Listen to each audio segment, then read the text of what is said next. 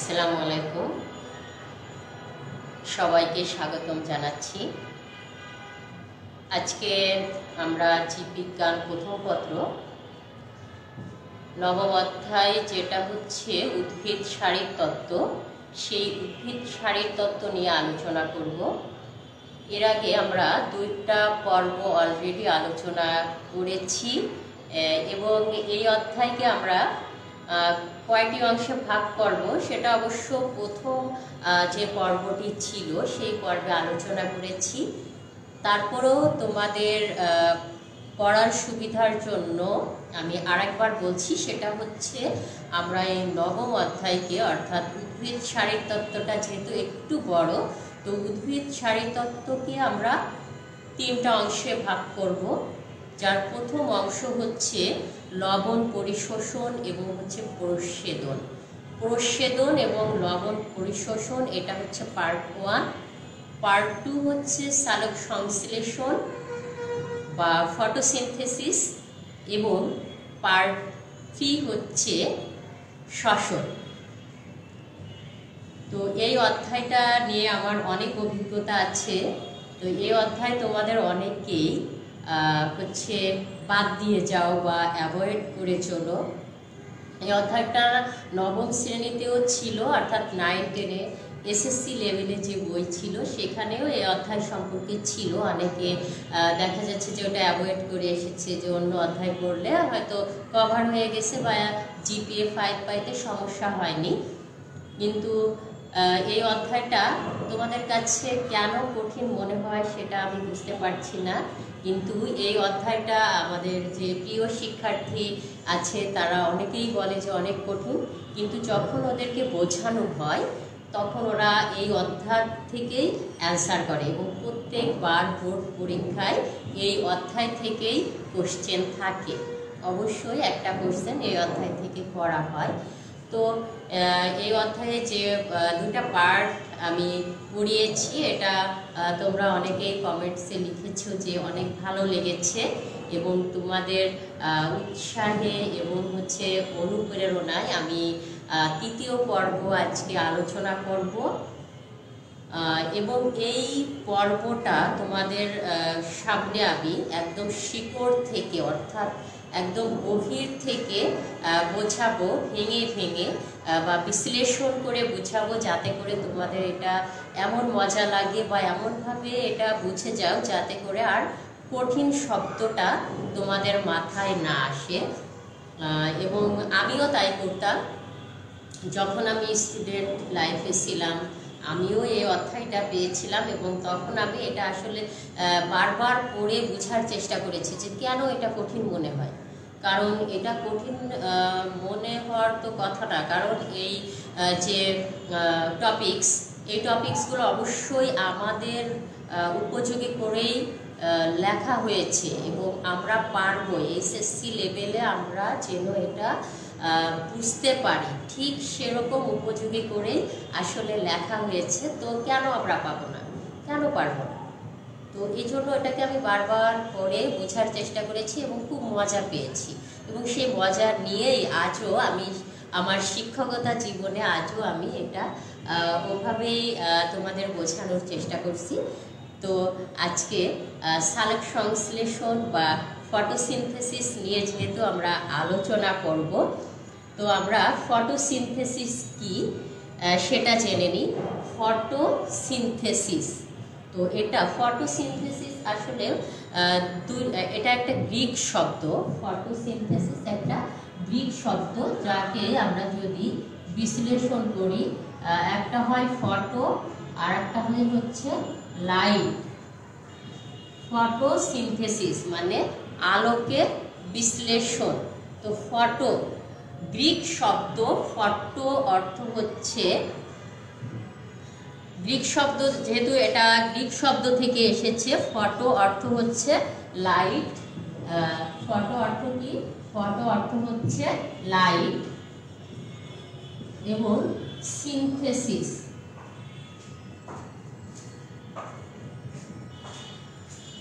Synthesis অর্থ হচ্ছে কি? সিনথেসিস অর্থ হচ্ছে বিশ্লেষণ, ঠিক আছে, বা সংশ্লেষণ।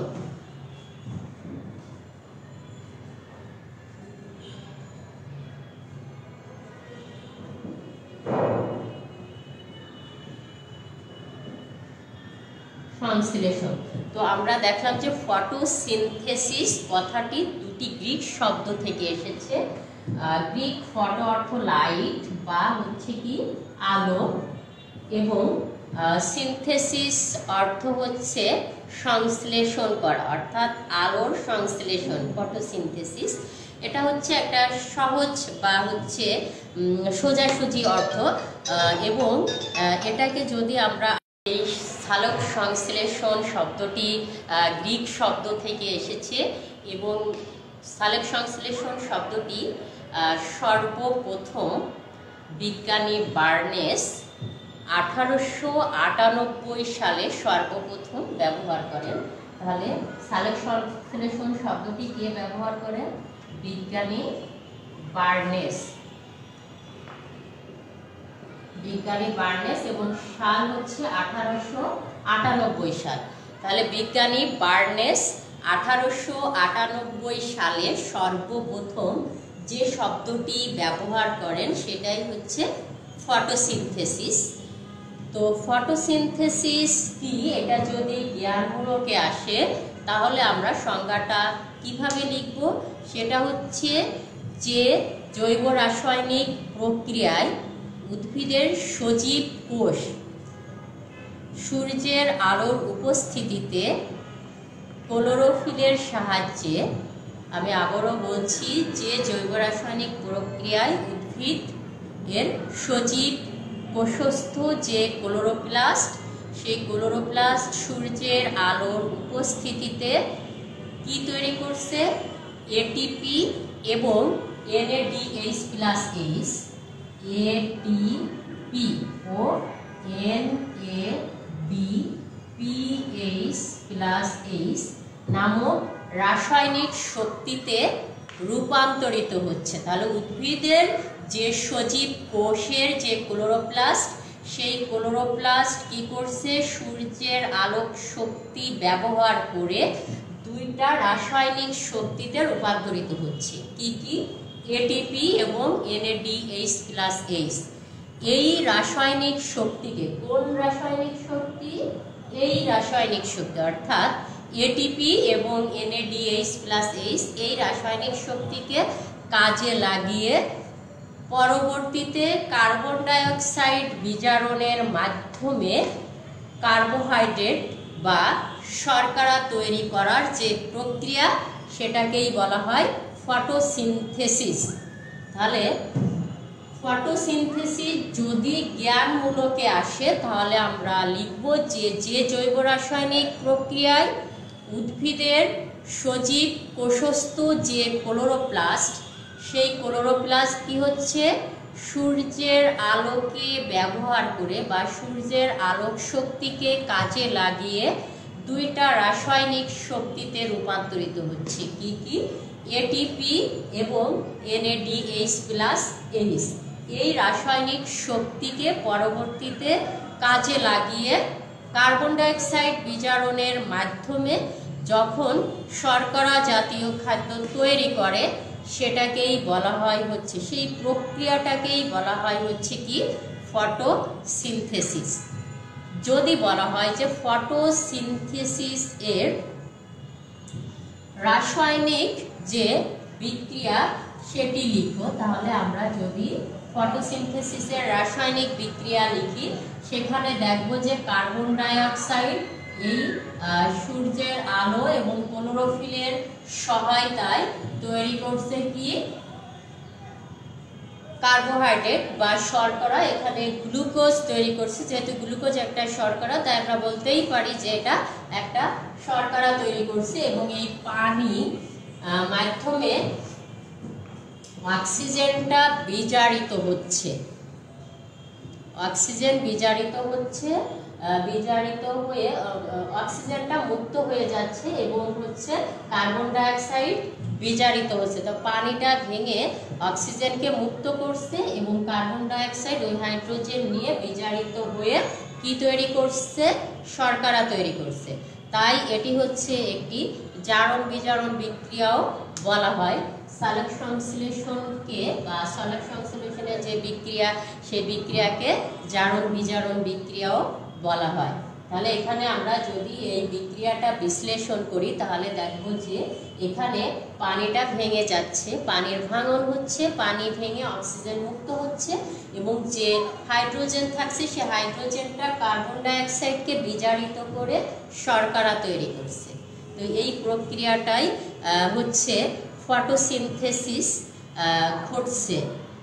তো ফটোসিনথেসিসে আমরা দেখলাম যে রাসায়নিক বিক্রিয়া আসলে উপজাত হিসেবে একটা অক্সিজেন মুক্ত হচ্ছে, আর প্রোটন যেটা থাকছে অর্থাৎ যে হাইড্রোজেন থাকছে সেই হাইড্রোজেন কার্বন ডাইঅক্সাইডকে বিজারিত করে তৈরি করছে শর্করা।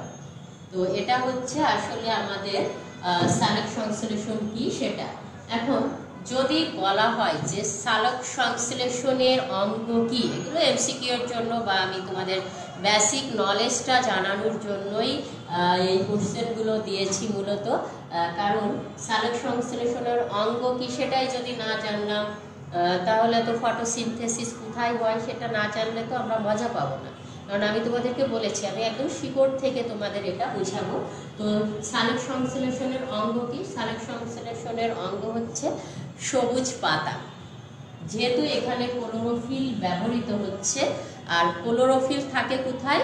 সবুজ যে অঙ্গগুলো আছে, বিশেষ করে কচি পাতা বেশি সালোক সংশ্লেষণ হয়, কচি কাণ্ড অর্থাৎ সবুজ পাতাকেই হচ্ছে সালোক সংশ্লেষণের প্রধান অঙ্গ হিসেবে ধরা হয়। তাহলে সালোক সংশ্লেষণের প্রধান অঙ্গ কি? সালোক সংশ্লেষণের প্রধান অঙ্গ হচ্ছে সবুজ পাতা, কারণ ওখানে ক্লোরোপ্লাস্ট থাকে এবং ক্লোরোপ্লাস্টে ক্লোরোফিল নামক সবুজ পিগমেন্ট থাকে। এরপরে রঞ্জক। তো যদি সালোক সংশ্লেষণে কি কি রঞ্জক ব্যবহৃত হয়, তো 1 নাম্বার অবশ্যই কি থাকবে? ক্লোরোফিল থাকবে। ক্লোরোফিল, ক্যারোটিনয়েডস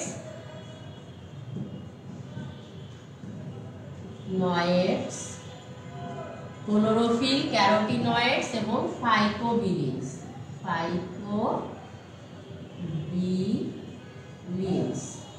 তাহলে যদি বলা হয় যে সালোক সংশ্লেষণের রঞ্জক কি, তাহলে আমরা বলবো যে সালোক সংশ্লেষণের প্রধান রঞ্জক হচ্ছে কি কি? ক্লোরোফিল, ক্যারোটিনয়েডস এবং হচ্ছে ফাইকোবিলিনস। এখন আরেকটা জ্ঞানমূলক আমরা প্রশ্ন পেয়েছি, সেটা হচ্ছে ফটোসিস্টেম কি? তো ফটোসিস্টেম যেহেতু সবকিছু একটা সিস্টেম ওয়াইজ চলছে, তো ফটোসিস্টেম মানে হচ্ছে ক্লোরোফিল অণু এবং এর সাথে যে ইলেকট্রন গ্রহিতা সমূহ আছে এগুলো একটা ইউনিট হিসেবে কাজ করে। ক্লোরোফিল অণু এবং এর সাথে যে ইলেকট্রন গ্রহিতা আছে সেই ইলেকট্রন গ্রহিতাগুলো একত্রে একটা ইউনিট হিসেবে অবস্থান করে, সেই ইউনিটটাকেই বলা হয় হচ্ছে ফটোসিস্টেম। তাহলে ক্লোরোফিল অণু এবং এর সাথে সংশ্লিষ্ট যে ইলেকট্রন গ্রহিতা সমূহ একত্রে একটি ইউনিট হিসেবে কাজ করে, সেই ইউনিটকেই বলা হয় হচ্ছে ফটোসিস্টেম। তো ফটোসিস্টেম 2 ধরনের আছে, ফটোসিস্টেম 1 আর একটা হচ্ছে ফটোসিস্টেম 2।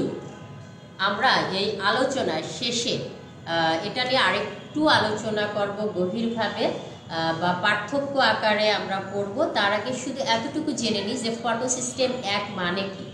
ফটোসিস্টেম 1 মানে হচ্ছে সেখানে ক্লোরোফিল থাকবে এবং এখানে যে আলো তরঙ্গ দৈর্ঘ্য থাকবে সেটা হচ্ছে পিগমেন্ট 700, ক্লোরোফিল এবং এর সাথে থাকবে হচ্ছে পিগমেন্ট 700 ন্যানোমিটার তরঙ্গ দৈর্ঘ্যের আলো। আর ফটোসিস্টেম 2 থাকবে হচ্ছে ক্লোরোফিল এবং আলোক তরঙ্গ দৈর্ঘ্য হিসেবে থাকবে হচ্ছে পিগমেন্ট 680, পিগমেন্ট 680। এবং এখানে আমরা দেখছি যে আলোক বর্ণালী। আমরা আলোক বর্ণালী মানে কি বুঝি? যে আমরা জানি যে 7টি আলোর সমন্বয়ে, সূর্যের আলো মানে হচ্ছে 7টি আলো রয়েছে, সেই 7টি আলো কি কি? বে, নি, আ, হ ক লা, বেনি আস হ কলা। তো এই 7টি বর্ণ সমন্বয়ে যে আলো সেটাকে বলা হয়, সেই আলোটাকে বলা হয় হচ্ছে আলোক বর্ণালী। তো তাহলে আলোক বর্ণালীর যে 7টি বর্ণ রয়েছে সেই 7টি বর্ণ আমরা দেখি, বে নি আ স হ ক ল। তো বেগুনি, নীল, আসমানি, সবুজ, হলুদ, কমলা এবং হচ্ছে লাল। তো আলোক বর্ণালীর এই 7টি বর্ণ শোষণ করে। তো সব বর্ণ একসাথে প্রবলভাবে শোষণ করে না। যে বর্ণগুলো ফটোসিনথেসিসের জন্য সবচেয়ে ব্যবহৃত হয় যৌগিকভাবে, যে বর্ণ দুটি সবচেয়ে বেশি ব্যবহৃত যৌগিক বর্ণ দুটি হচ্ছে বেগুনি এবং নীল আলোক তরঙ্গ দৈর্ঘ্য, আর হচ্ছে কমলা এবং লাল, বেগুনি নীল এবং হচ্ছে কমলা লাল। এই দুটো যৌগিক আলোক বর্ণালী যৌথভাবে বেশি ব্যবহৃত হয়। এবং যদি আমি একক আলো হিসেবে ধরি তাহলে দেখব যে শুধু লাল বর্ণের আলোটা সবচেয়ে বেশি ব্যবহৃত হচ্ছে একক আলো হিসেবে হচ্ছে। তাহলে হচ্ছে লাল বর্ণের আলো একক আলো হিসেবে যদি আমরা ধরি তাহলে লাল বর্ণের আলো সবচেয়ে বেশি শোষিত হয়, অর্থাৎ ফটোসিনথেসিসে একক আলো হিসেবে লাল বর্ণটা সবচেয়ে বেশি ব্যবহৃত হয়। এখন আমরা হচ্ছে আরো কিছু কোশ্চেন আমরা পড়ব, সেগুলো হচ্ছে ফটোসিস্টেম 1 এবং 2 এর মধ্যে পার্থক্য। তো 6 নাম্বার যে প্রশ্ন আমরা লিখতে পারি সেটা হচ্ছে ফটোসিস্টেম 1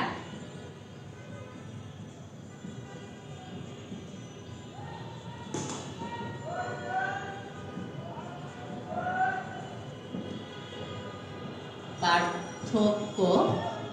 ফটোসিস্টেম 1 এবং 2 এর পার্থক্য, এটা অনুধাবনমূলক হিসেবে পড়তে হবে, এটা অনুধাবনমূলক হিসেবে আসতে পারে। আরেকটা কোশ্চেন আমরা পড়ব যে এটিপি কে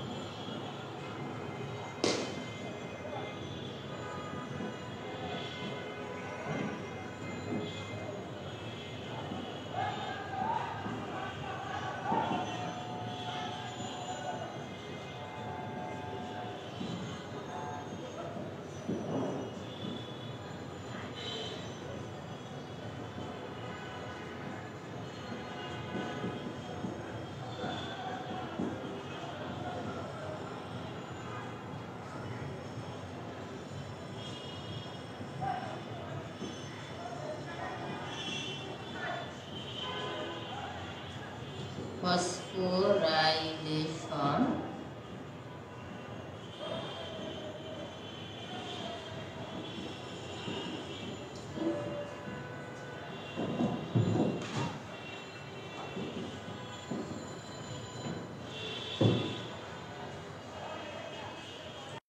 তো ফটোফসফোরাইলেশনে আমরা আরেকবার একটু ফিরে তাকাই, কারণ আমরা এখানে আরো কিছু কোশ্চেন লিখেছি। সেটা হচ্ছে ফটোসিস্টেম 1 ও 2 এর পার্থক্য, যেটা অনুধাবনমূলক প্রশ্নে আসার মতো। তো ফটোসিস্টেম 1 এবং 2 লেখার আগে আমরা একটু জেনে নিব ফটোসিস্টেম কি। আরেকবার মনে করিয়ে দেয়া যে ক্লোরোফিল অণুসমূহ এবং এর সাথে সংশ্লিষ্ট যে ইলেকট্রন গ্রহিতা সমূহ একত্রে একটি ইউনিট হিসেবে কাজ করে এবং এটাকেই বলা হয় ফটোসিস্টেম। তো ফটোসিস্টেমকে 2 ভাগে ভাগ করা যায়। আলোক তরঙ্গ দৈর্ঘ্য যে শোষণ করে সেই শোষণের উপর নির্ভর করে আসলে এটাকে 2 ভাগে ভাগ করা যায়। একটা হচ্ছে ফটোসিস্টেম 1 এবং অন্যটি হচ্ছে ফটোসিস্টেম 2। তো যদি আমি পার্থক্য বলতে চাই তো প্রথমে ডেফিনেশনটা আমাকে বলতে হবে। ফটোসিস্টেম 1 মানে হচ্ছে যেখানে ক্লোরোফিল এ থাকবে এবং আলোক তরঙ্গ দৈর্ঘ্য হিসেবে পিগমেন্ট 700 ন্যানোমিটারের যে আলোক তরঙ্গ দৈর্ঘ্য সেটা অত্যন্ত প্রবলভাবে শোষণ করে। আর ফটোসিস্টেম 2 হচ্ছে ক্লোরোফিল এ অণুটি 680 ন্যানোমিটার আলোক তরঙ্গ দৈর্ঘ্য প্রবলভাবে শোষণ করে।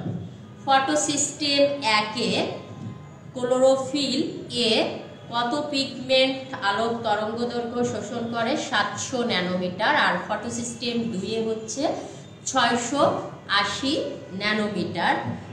এবং ক্লোরোফিল এ যেখানে হচ্ছে এর অবস্থান, যেটা যদি আমরা ফটোসিস্টেম 1 এর অবস্থান দেখি তাহলে হচ্ছে ক্লোরোপ্লাস্টের যে গ্রানা আছে, গ্রানার যে থাইলকয়েড আছে, থাইলকয়েড যে মেমব্রেনের বাইরে অবস্থান করবে হচ্ছে ফটোসিস্টেম 1। ফটোসিস্টেম 1 হচ্ছে ক্লোরোপ্লাস্টের গ্রানার থাইলকয়েড মেমব্রেনের বাইরের প্রাচীরে অবস্থান করবে। আর ফটোসিস্টেম 2 হচ্ছে ক্লোরোপ্লাস্টের গ্রানার থাইলকয়েড মেমব্রেনের ভেতরের প্রাচীরে অবস্থান করবে। তাহলে আমরা কয়েকটা পার্থক্য আবারও বলি। প্রথমে অবস্থান হচ্ছে ফটোসিস্টেম 1টা থাইলকয়েড মেমব্রেনের প্রাচীরে অবস্থান করবে, ফটোসিস্টেম 2 থাইলকয়েড মেমব্রেনের ভেতরের প্রাচীরে অবস্থান করবে। ফটোসিস্টেম 1 এ ক্লোরোফিল অণু 700 ন্যানোমিটার আলোক তরঙ্গ দৈর্ঘ্য শোষণ করবে। ফটোসিস্টেম 2 এ ক্লোরোফিল এ 680 ন্যানোমিটার আলোক তরঙ্গ দৈর্ঘ্য শোষণ করবে। তো এই পার্থক্যগুলো আমরা কিছুটা আয়ত্ত করব। এবং এনএডিপি বিজারণে ইলেকট্রন প্রদান করবে আর এনএডিপি বিজারণে প্রোটন প্রদান করবে। তার মানে কি, ফটোসিস্টেম 1 এনএডিপি যখন বিজারণ করবে তখন ইলেকট্রন দান করবে, আর ফটোসিস্টেম 2 যখন এনএডিপি কে বিজারিত করবে তখন কি করবে? তখন হচ্ছে প্রোটন প্রদান করবে।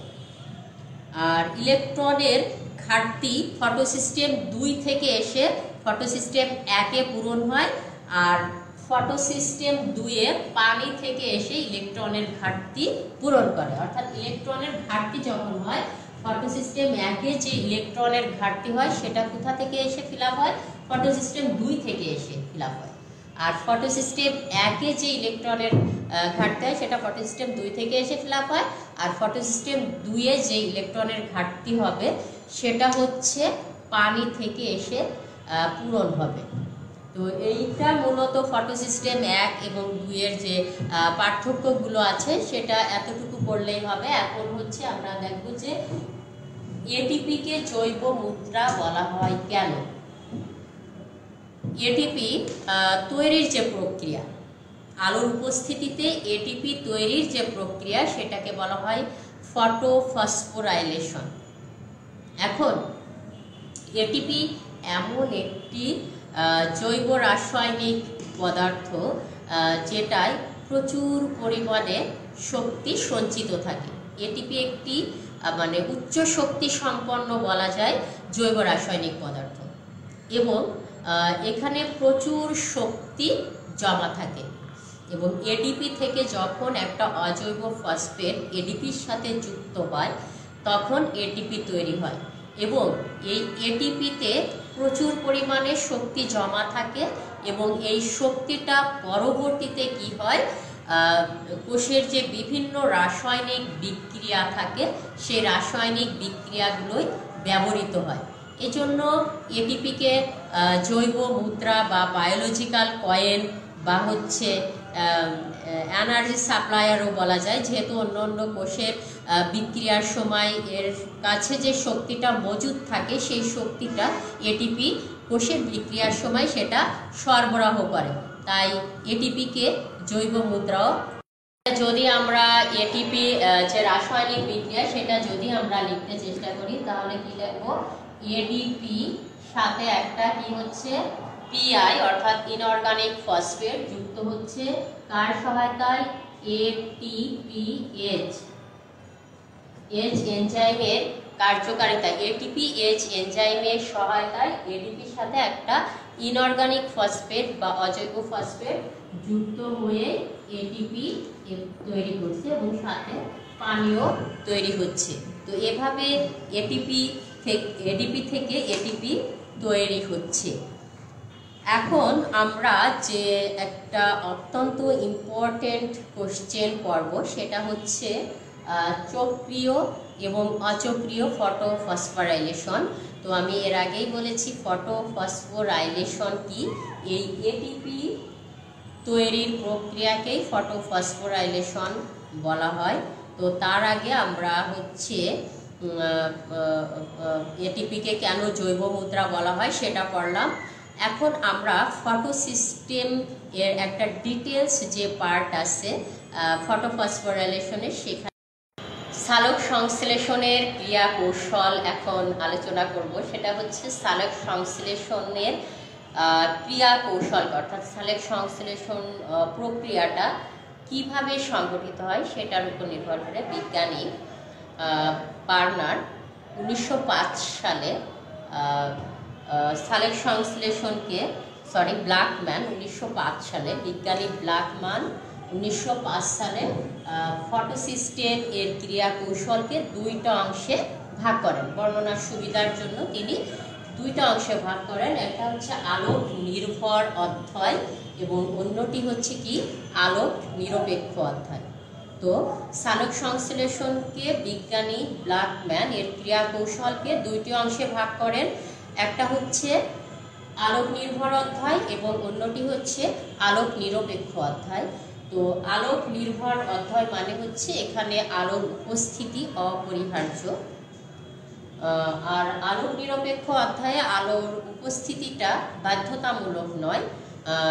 আলোক নিরপেক্ষ অধ্যায়টা মূলত আলোক নির্ভর অধ্যায়ে যে যৌগগুলো তৈরি হয় তার উপর নির্ভরশীল।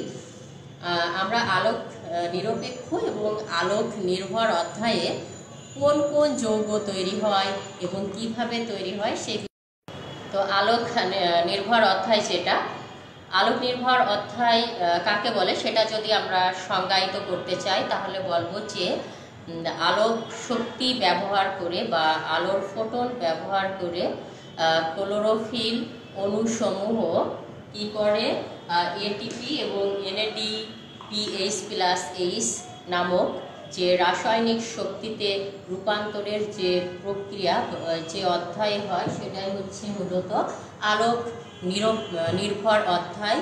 এবং আলোক নির্ভর অধ্যায়কে যদি আমরা একটু বিক্রিয়ার মাধ্যমে বিশ্লেষণ করি তাহলে দেখা যাবে যে সূর্যের আলোর উপস্থিতিতে বা সূর্যের আলোর যে ফোটন, সেই ফোটন শোষণ করে ক্লোরোফিল অণুসমূহ কি করছে, এডিপিটা অজৈব ফসফেট বা ইনঅর্গানিক ফসফেট গ্রহণ করে এটিপিতে রূপান্তরিত হচ্ছে।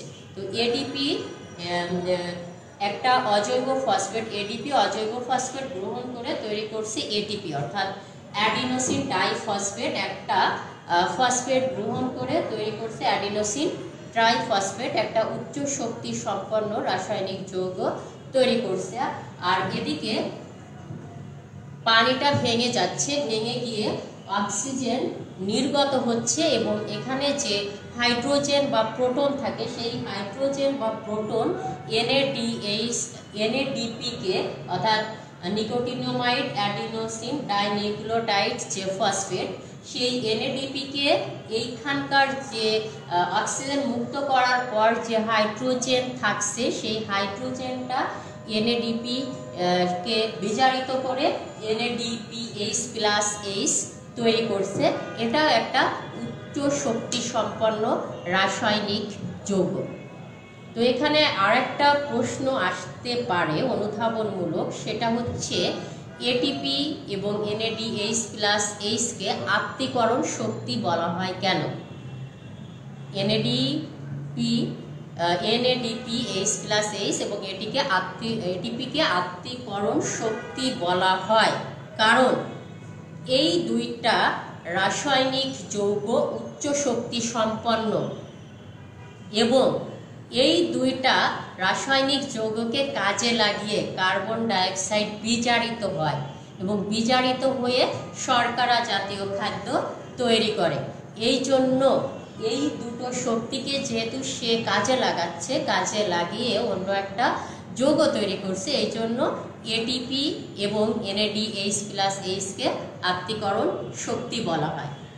তো বইয়ে ভাষায় যদি আমরা সুন্দর করে লিখতে চাই তাহলে বলবো যে NADP এবং ATP-কে আত্তীকরণ শক্তি বলা হয়, কারণ ATP এবং NADH+H একটি এই দুটি যৌগ উচ্চ শক্তি সম্পন্ন রাসায়নিক যৌগ, এবং এই দুটি যৌগের যে শক্তি, রাসায়নিক শক্তিকে কাজে লাগিয়ে কার্বন ডাইঅক্সাইড বিজারিত হয়ে অন্য একটা যৌগ শর্করা, সেই শর্করা জাতীয় যৌগ তৈরি করে। তাই এদেরকে আত্তীকরণ শক্তি বলা হয়, এটিপি এবং।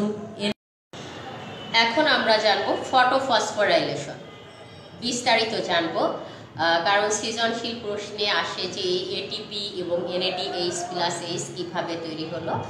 তো এই আলোক শক্তি ব্যবহার করে এটিপি তৈরির যে প্রক্রিয়া, সেই এটিপি তৈরির প্রক্রিয়াকেই বলা হয় ফটোফসফোরাইলেশন। এই ফটোফসফোরাইলেশন দুই প্রকার, কি কি? চক্রীয় ফটোফসফোরাইলেশন এবং অচক্রীয় ফটোফসফোরাইলেশন। তাহলে ফটোফসফোরাইলেশন দুই ধরনের, চক্রীয় এবং অচক্রীয়। এখন অচক্রীয় ফটোফসফোরাইলেশন আমরা আগে বর্ণনা করব, এটা সৃজনশীলের জন্য অনেক ইম্পর্টেন্ট। অচক্রীয় ফটোফসফোরাইলেশন কাকে বলে? যে ফটোফসফোরাইলেশন প্রক্রিয়ায় ফটোসিস্টেম 2 হতে উৎক্ষিপ্ত ইলেকট্রন বিভিন্ন বাহক ঘুরে পুনরায় ওই ফটোসিস্টেম 2-এ না এসে কোথায় যায়? ফটোসিস্টেম 1-এ যায়। আমরা এখানে দুইটা ফটোসিস্টেম যে নমুনা, যে চিত্র সেখানে এঁকেছি, এই চিত্র দেখেই আমরা বুঝিয়ে দিব। তো সংজ্ঞাটা আরেকবার শুনে নাও, যে ফটোফসফোরাইলেশন প্রক্রিয়ায় ফটোসিস্টেম 2 হতে উৎক্ষিপ্ত ইলেকট্রন বিভিন্ন বাহক ঘুরে পুনরায় ওই ফটোসিস্টেম 2-এ না এসে ফটোসিস্টেম 1-এ যায়, সেটাকেই বলা হয় হচ্ছে অচক্রীয় ফটোফসফোরাইলেশন। আর চক্রীয় মানে বুঝতেই পারছো, যেখান থেকে উৎক্ষিপ্ত হচ্ছে ইলেকট্রন, অর্থাৎ যে ফটোফসফোরাইলেশন প্রক্রিয়ায় ফটোসিস্টেম 1 হতে উৎক্ষিপ্ত ইলেকট্রন বিভিন্ন বাহক ঘুরে এটিপি তৈরি করার পর আবার ফটোসিস্টেম 1-এ ফিরে আসে, সেটাকেই বলা হয় হচ্ছে চক্রীয় ফটোফসফোরাইলেশন। তাহলে আমরা অচক্রীয় মানে যেটা চক্রাকারে হচ্ছে না সেটা সম্পর্কে জানলাম, অর্থাৎ ফটোসিস্টেম 2 থেকে উৎক্ষিপ্ত হয়ে এটিপি এবং NADH+H তৈরি করার পর ফটোসিস্টেম 2-এ না এসে আবার ফটোসিস্টেম 1-এ যাচ্ছে, সেটা অচক্রীয়। আর চক্রীয় মানে হচ্ছে ফটোসিস্টেম 1 হতে উৎক্ষিপ্ত হচ্ছে, বিভিন্ন বাহক ঘুরে এটিপি তৈরি করার পর আবার ফটোসিস্টেম 1-এ ফিরে আসছে, সেটাকে বলা হচ্ছে চক্রীয় ফটোফসফোরাইলেশন। তো আমরা এখন অচক্রীয় ফটোফসফোরাইলেশন সম্পর্কে বিস্তারিত জানবো, এবং এটা সৃজনশীলের জন্য অনেক ইম্পর্টেন্ট। তো আমরা অচক্রীয় ফটোফসফোরাইলেশনটা এঁকে ফেললাম, এবং তার আগে আমাদের কিছু বেসিক নলেজ দরকার হবে। সেটা হচ্ছে, আমরা এই যে এখানে আঁকা দেখে ভয় পাচ্ছি, এটা কি আঁকা হয়েছে কিছুই বুঝতে পারছি না। অনেক আমার শিক্ষার্থীরা কোশ্চেন করে যে বইয়ে কি আঁকা, এগুলো কিছুই বুঝতে পারছি না। আমি তোমাদেরকে সহজভাবে আগে কি এঁকেছি সেটা একটু বুঝিয়ে দিই। এটা আসলে একটা পাতা, এই যে এটা আমি একটা পাতার একটা ডায়াগ্রামেটিক ফিগার এঁকেছি। আর এটা হচ্ছে ধরো তার বিক্রিয়া কেন্দ্র, এটা হচ্ছে পাতার এই যে এই গোল গোলগুলো হচ্ছে ক্লোরোফিল অণু, আর এটা হচ্ছে তার বিক্রিয়া কেন্দ্র। এবং বিক্রিয়া কেন্দ্রে যখন 680 ন্যানোমিটার আলোক তরঙ্গ দৈর্ঘ্য দেওয়া থাকবে তখন বুঝতে হবে যে এটা ফটোসিস্টেম 2। ওকে, এইটুকু হচ্ছে ফটোসিস্টেম 2। এবং এখানে দেখো বিভিন্ন বাহক এর নাম দেওয়া আছে, এই যে PQ, এখানে PQ নামে একটা বাহক দেওয়া আছে, এটাকে সংক্ষেপে দেওয়া আছে। এই বাহক, এই যে বলা হয়েছে বিভিন্ন বাহক ঘুরে ফটো সিস্টেম 1 এ আসে, অর্থাৎ 2 থেকে উৎক্ষিপ্ত হয়ে বিভিন্ন বাহক ঘুরে ফটো সিস্টেম 2 থেকে উৎক্ষিপ্ত হচ্ছে কিন্তু 1 এ যাচ্ছে, এটা অচক্রীয়। হ্যাঁ, আমি একটা অচক্রীয় ফটোফসফোরিলেশনের চিত্র এঁকেছি। এটা অচক্রীয় ফটো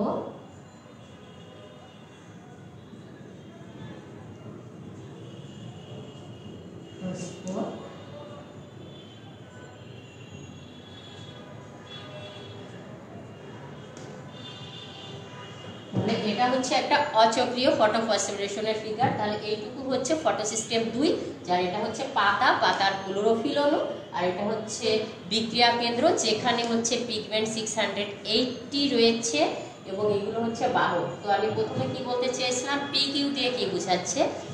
পিকিউ মানে হচ্ছে প্লাস্টোকুইনিন, এটা একটা বাহক, এটা লিপিড এবং একটি চলনশীল বাহক। এখানে সাইটোক্রোম F দিয়ে আছে। তো সাইটোক্রোম মানে হচ্ছে হিম ঘটিত যে যৌগ আছে সেই যৌগগুলোকেই বলা হচ্ছে সাইটোক্রোম, মানে আয়রন বিশিষ্ট হিম গঠিত যে যৌগগুলো আছে সেইগুলোকেই বলা হচ্ছে সাইটোক্রোম বলা হয়। আর হিম গঠিত গ্রুপ বিশিষ্ট যে প্রোটিনগুলো আছে সেগুলো হচ্ছে সাইটোক্রোম। আর প্লাস্টোসায়ানিন মানে হচ্ছে এটা একটা মেমব্রেন প্রোটিন। প্লাস্টোসায়ানিন হচ্ছে একটা মেমব্রেন প্রোটিন। তো আমি দুইটা, এটা পাতা এবং বিক্রিয়া কেন্দ্র এঁকেছি। এখন আমরা মূল বর্ণনায় যদি যাই তাহলে কি দেখব, যে মূল যে বর্ণনা, তাহলে কি হচ্ছে ফটো সিস্টেম, এটা হচ্ছে আলোক ফোটন।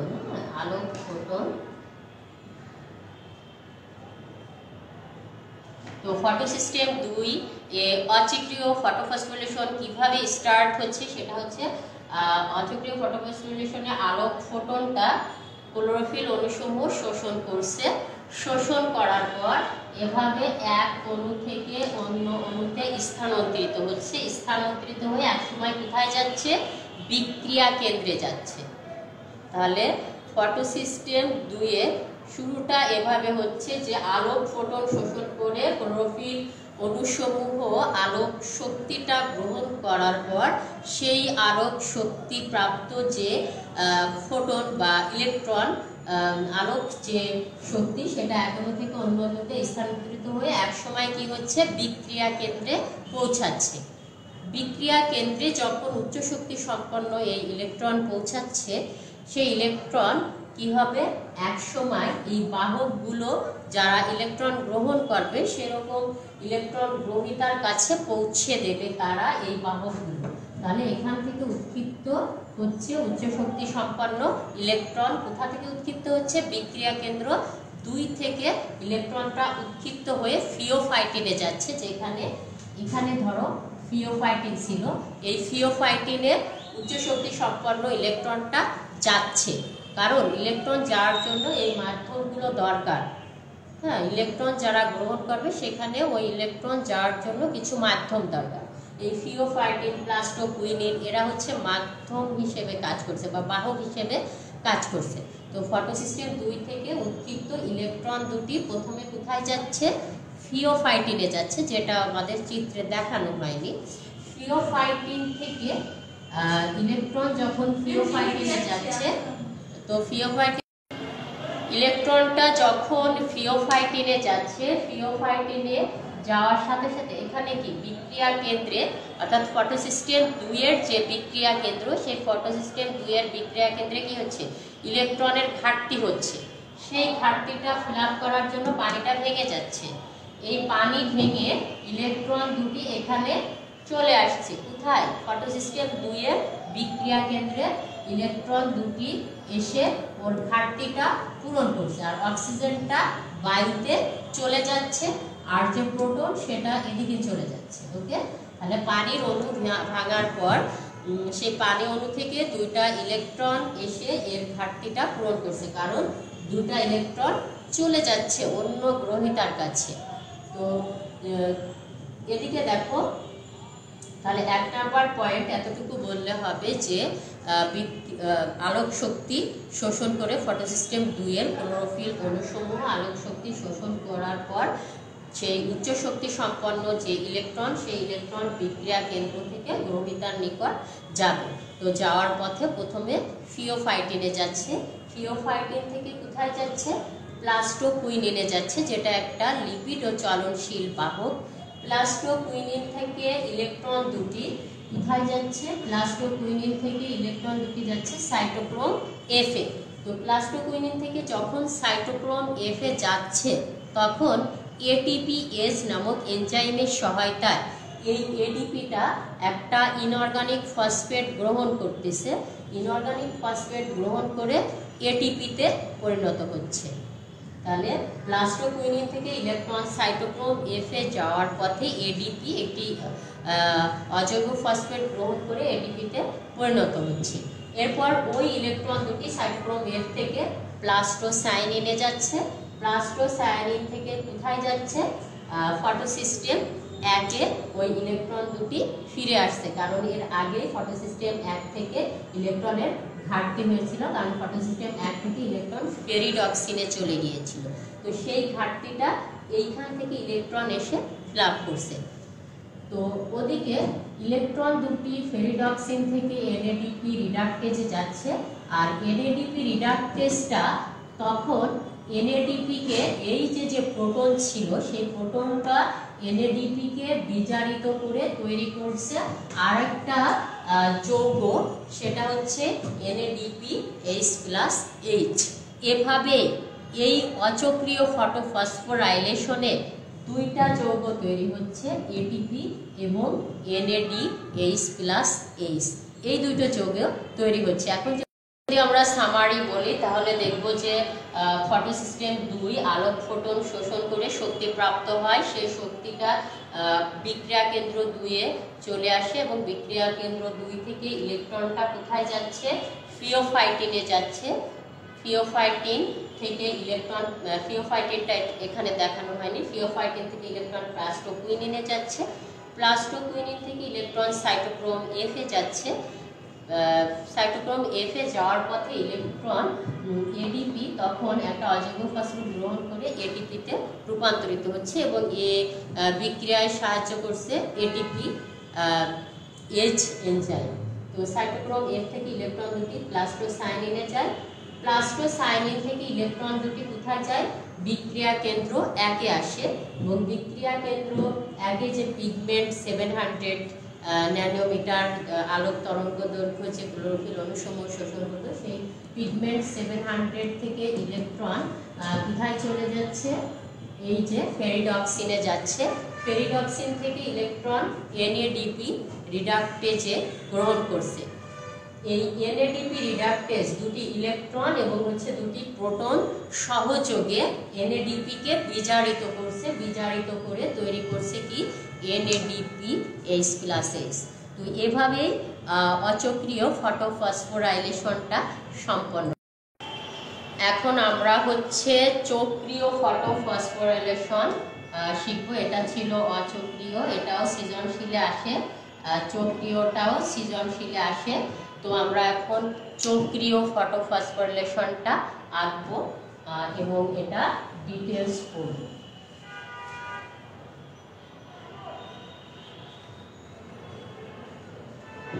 দেখো আমরা চক্রীয় ফটোফসফোরাইলেশনটা একটু আর্ট করি।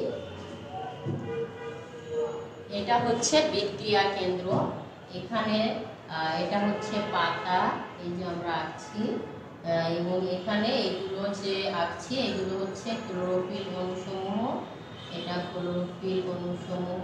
এখানে এখানে দেখো এখান থেকে আলোক শক্তি শোষণ করছে,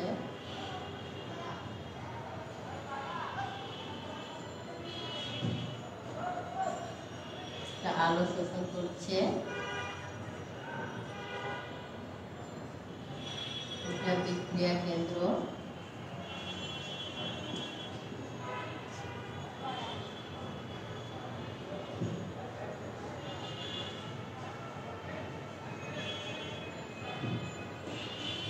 তাহলে এখান থেকে যে ইলেকট্রন সেটা কি হচ্ছে?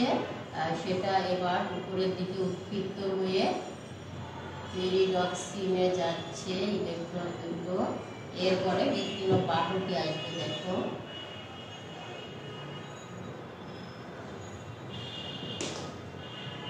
সাইটোক্রোম B6, তারপরে হচ্ছে প্লাস্টোকুইনিন, প্লাস্টোকুইনিন থেকে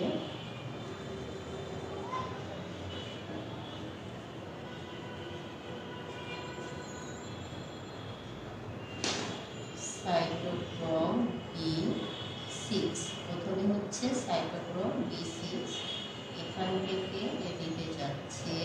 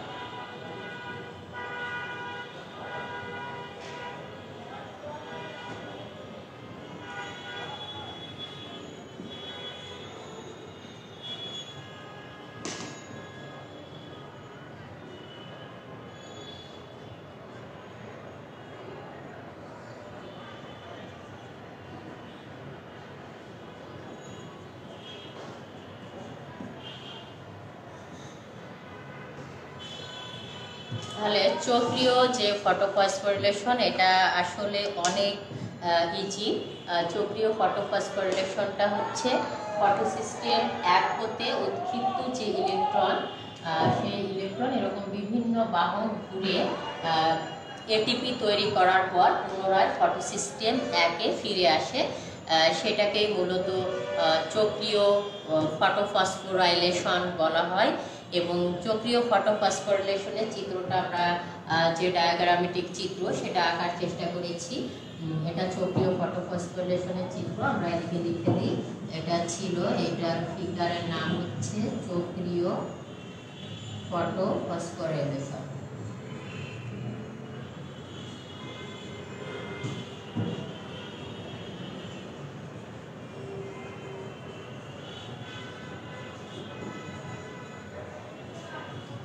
চক্রীয় যে ফটোফসফোরিলেশনে সেখানে সূর্যের আলোক শক্তি যে ফোটন সেটা শোষণ করছে কে ক্লোরোফিল অণুসমূহ। সেই শক্তিকৃত যে ফোটন শোষণ করার পর সেটা সেই শক্তিটা কোথায় পৌঁছায় দিচ্ছে? বিক্রিয়া কেন্দ্রে। এবং বিক্রিয়া কেন্দ্রে পিটবেট কত থাকবে? 700। হ্যাঁ, বিক্রিয়া কেন্দ্রে ফটোসিস্টেম 1-এর বিক্রিয়া কেন্দ্রে যে আলোক বর্ণালীর যে দৈর্ঘ্য সেটা হচ্ছে 700 ন্যানোমিটার। বিক্রিয়া কেন্দ্রে যাওয়ার পর যে ইলেকট্রন দুটি আছে, শক্তিপ্রাপ্ত যে ইলেকট্রন, সেই ইলেকট্রন একটা বাহক, সেই বাহক হচ্ছে ফেরিডক্সিন, ফেরিডক্সিনে চলে যাবে। ফেরিডক্সিন থেকে ইলেকট্রন সাইটোক্রোম B6-এ যাচ্ছে, এটাও আর একটা বাহক, যেটা লৌহ ঘটিত যে ইন গ্রুপ যুক্ত যে প্রোটিন আছে সেই প্রোটিন। তো সাইটোক্রোম F থেকে ইলেকট্রন দুটি প্লাস্টোকুইনিনে যাচ্ছে। প্লাস্টোকুইনিন কি? একটি চলনশীল বাহক এবং এটা লিপিড। প্লাস্টোকুইনিন থেকে ইলেকট্রন সাইটোক্রোম F-এ যাচ্ছে। তো প্লাস্টোকুইনিন থেকে সাইটোক্রোম F-এ যাওয়ার পথে কি হচ্ছে? এডিপি একটা অজৈব ফসফেট গ্রহণ করে এটিপিতে পরিণত হচ্ছে এবং এখানে একটা এনজাইম কাজ করে, সেই এনজাইমের নাম হচ্ছে ATPase। তাহলে প্লাস্টোকুইনিন থেকে ইলেকট্রন সাইটোক্রোম F-এ যখন যাচ্ছে, ঠিক ওই সময়ে ATPase এনজাইমের সহায়তায় এডিপি একটা অজৈব ফসফেট নিচ্ছে, নিয়ে এটিপিতে রূপান্তরিত হচ্ছে। হচ্ছে। এরপর সাইটোক্রোম এর থেকে ইলেকট্রন দুটো প্লাস্টোসাইনিনে যাবে, প্লাস্টোসাইনিন থেকে আবার ইলেকট্রন দুটি এই বিক্রিয়া কেন্দ্রে ফিরে আসছে।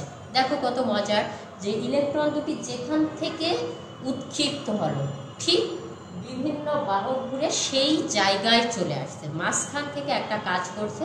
সেটা কি? সেটা হচ্ছে এটিপি তৈরি করছে। এটিপি তৈরি করার পর সে পুনরায় আবার ওর নিজের অবস্থানে ফিরে আসছে। তো চক্রীয় ফটোফসফোরিলেশনটা মূলত অনেক অনেক ইজি। তো চক্রীয় ফটোফসফোরিলেশন এর সামারাইজটা আর একবার বলি যে সূর্যের আলো থেকে আলোক শক্তি শোষণ করে ক্লোরোফিল অনুসমূহ শক্তি প্রাপ্ত হয় এবং সেই শক্তি এক অণু থেকে অন্য অণুতে যায়, পুনরায় কোথায় চলে যায়? বিক্রিয়া কেন্দ্রে চলে যায়। বিক্রিয়া কেন্দ্রে যাওয়ার পর সেই শক্তিপ্রাপ্ত ইলেকট্রন দুটো উৎক্ষিপ্ত হয়ে কোথায় যায়? ফেরিডক্সিনে যাচ্ছে।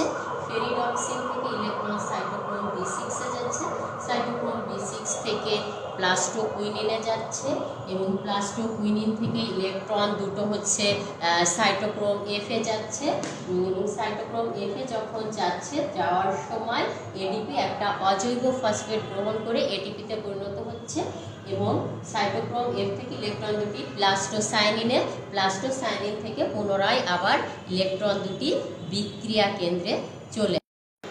যেহেতু আমাদের চক্রীয় এবং অচক্রীয় দুইটা ফটোফসফোরিলেশন বিস্তারিতভাবে পড়া হলো, তাহলে আমরা সহজেই চক্রীয় এবং অচক্রীয় ফটোফসফোরিলেশনের পার্থক্য নির্ণয় করতে পারবো। তো আমরা এখন চক্রীয় এবং অচক্রীয় যে ফটোফসফোরিলেশন আছে তার পার্থক্য নিজেরা একটু চেষ্টা করি। প্রথমে অচক্রীয় দেই এদিকে, আর এদিকে দিই হচ্ছে চক্রীয়। তাহলে দেখো অচক্রীয় ফটোফসফোরিলেশন, এবং এখানে আমাদের কিছু বিষয় আছে যে বিষয়গুলো আমরা ইনক্লুড করব পার্থক্যর ভেতরে। প্রথমে আছে উৎক্ষিপ্ত ইলেকট্রন। এখন অচক্রীয় ফটোফসফোরিলেশনে কি হয়? ফটোসিস্টেম 2 থেকে ইলেকট্রন উৎক্ষিপ্ত হয়ে পুনরায় ফটোসিস্টেম 2 এ না এসে কোথায় আসে? ফটোসিস্টেম 1 এ আসে। আর চক্রীয়তে কি হয়? উৎক্ষিপ্ত ইলেকট্রন ফটোসিস্টেম 1 থেকে উৎক্ষিপ্ত ইলেকট্রন পুনরায় আবার ফটোসিস্টেম 1 এ আসে। তাহলে উৎক্ষিপ্ত ইলেকট্রনের বিষয়টি গেল। এরপর হচ্ছে ফটোসিস্টেম। কোন কোন ফটোসিস্টেম ব্যবহৃত হয়? অচক্রীয়তে কি ব্যবহৃত হয়? ফটোসিস্টেম 1 এবং 2 ব্যবহৃত হয়। আর চক্রীয়তে শুধুমাত্র ফটোসিস্টেম 1 ব্যবহৃত হয়। এখানে পানির প্রয়োজন হয়। আমরা দেখেছি যে NADP কে বিজারিত করার জন্য পানির একটা প্রোটন ওখানে ব্যবহৃত হয়, তার মানে অচক্রীয়তে পানির প্রয়োজন হয়। আর চক্রীয়তে কি? চক্রীয়তে কি পানির প্রয়োজন হয়? না, চক্রীয়তে পানির প্রয়োজন হয় না। এখানে অচক্রীয়তে একটা অক্সিজেন উৎপন্ন হয়ে আমরা দেখলাম যে সেটা বায়ুতে চলে গেছে, কিন্তু চক্রীয়তে কোনো অক্সিজেন উৎপন্ন হয় না। NADP এর জারণ, এখানে NADP বিজারিত হয়, এখানে NADP এর কোনো জারণ বিজারণ কিছুই হয় না। আলোর তরঙ্গ, অচক্রীয়তে 2টা আলোর তরঙ্গই ব্যবহৃত হয়, তবে আলোক তরঙ্গের ব্যবহার এখানে কম আর এখানে আলোক তরঙ্গের ব্যবহার বেশি। তো চক্রীয় এবং অচক্রীয় যে ফটোফসফোরিলেশন সেটার পার্থক্য আমরা নিজেরাই পারবো। শুধু পার্থক্যর বিষয়গুলো মনে রাখতে হবে। উৎক্ষিপ্ত ইলেকট্রন কোথা থেকে উৎক্ষিপ্ত হচ্ছে, ফটোসিস্টেম কোনটা ব্যবহৃত হচ্ছে, এখানে কোনটা ব্যবহৃত হচ্ছে, এখানে পানির প্রয়োজন আছে ওখানে নাই, এখানে অক্সিজেন উৎপন্ন হয় ওখানে অক্সিজেন উৎপন্ন হয় না, এখানে NADP এর বিজারণ হয় ওখানে NADP এর বিজারণ হয় না, এবং এখানে কম তরঙ্গ দৈর্ঘ্যের আলো ব্যবহৃত হয় অচক্রীয়তে, কিন্তু চক্রীয়তে বেশি তরঙ্গ দৈর্ঘ্যের আলো ব্যবহৃত হয়। তো এইখান থেকে আজকে যে আলোচনা আমরা করলাম সেখান থেকে আমাদের সৃজনশীল প্রশ্ন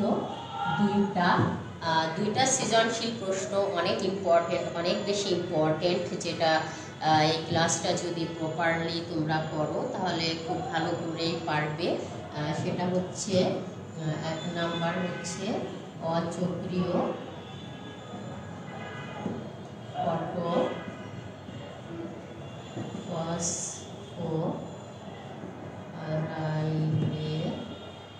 ফসফোরাইলেশন প্রক্রিয়া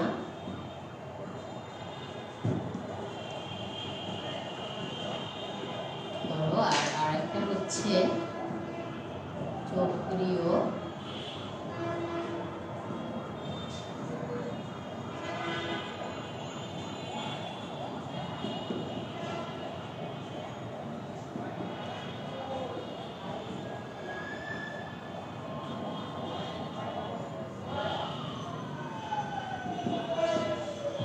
তাহলে এখানে দুইটা সৃজনশীল প্রশ্ন অনেক ইম্পর্টেন্ট। একটা হচ্ছে অচক্রীয় ফটোফসফোরেশন প্রক্রিয়া বর্ণনা করো, যেখানে মূলত এটিপি এবং NADH+S তৈরি হয়। আর একটা হচ্ছে চক্রীয় ফটোফসফোরাইলেশন প্রক্রিয়া। তো এই যে আজকের আলোচনা, এটা অনেক দীর্ঘায়িত আলোচনা, এবং এখানে আমরা আলোক নিরপেক্ষ যে অধ্যায়, আলোক নিরপেক্ষ অধ্যায়ের সবটুকুই এখানে আলোচনা করা হলো। আলোক নির্ভর অধ্যায়ের সবটুকুই আলোচনা হলো, এবং পরবর্তীতে আমরা আলোক নিরপেক্ষ অধ্যায় আলোচনা করব, যেখানে মূলত কেলভিন চক্র, হ্যাসো-স্ল্যাক চক্র আছে, এবং এই চক্রগুলো সবসময় পরীক্ষায় থাকে। তো আশা করি সবাই ক্লাস প্রপারলি গ্রহণ করবে এবং স্টাডি করবে, বেশি বেশি করে প্র্যাকটিস করবে, বেশি বেশি করে। আজ এই পর্যন্তই। সবাইকে ধন্যবাদ জানিয়ে শেষ করছি। আল্লাহ হাফেজ।